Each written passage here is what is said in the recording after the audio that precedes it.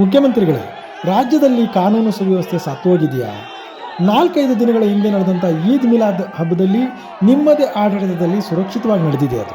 ಆದರೆ ಅದೇ ಗಣೇಶನ ಮೆರವಣಿಗೆ ವಿಸರ್ಜನೆ ಅಂತಂದರೆ ದೊಂಬಿ, ಗಲಾಟೆ, ಕಲ್ಲು ತೂರಾಟ, ಲಾಠಿ ಚಾರ್ಜ್ ಎಲ್ಲ ನಡೀತದೆ, ಸಂಭವಿಸುತ್ತೆ. ಯಾಕೀಗೆ? ರಾಜ್ಯದ ನಾಗರಿಕರು ಯಾರ ಮೇಲೆ ನಂಬಿಕೆ ಇಡಬೇಕು ಸ್ವಾಮಿ? ಮತದಾರರ ಸುರಕ್ಷತೆಗೆ ಖಾತ್ರಿಯನ್ನು. ಸಣ್ಣ ಮಕ್ಕಳು ಗಣೇಶನ ಉತ್ಸವದ ಮೇಲೆ ಎಂಜಲುಗೊಳ್ಳುತ್ತಾರೆ. ಅದನ್ನು ಪ್ರಶ್ನೆ ಮಾಡಿದರೆ ಕೋಮುದಳ್ಳುರಿ. ಮಂಡ್ಯ, ಮದ್ದೂರು, ಸಾಗರ, ಶಿವಮೊಗ್ಗ ಹೀಗೆ ಏನು ನಡೀತಾ ಇದ್ರೆ ಏನಾಗ್ತಾ ಇದೆ ಅಂತ ಈ ರಾಜ್ಯದಲ್ಲಿ? ಸಾಕು ಮುಖ್ಯಮಂತ್ರಿಗಳೇ, ಇನ್ನಾದರೂ ಇದಕ್ಕೆಲ್ಲ ಮುಕ್ತಾಯ ಹಾಡಿ.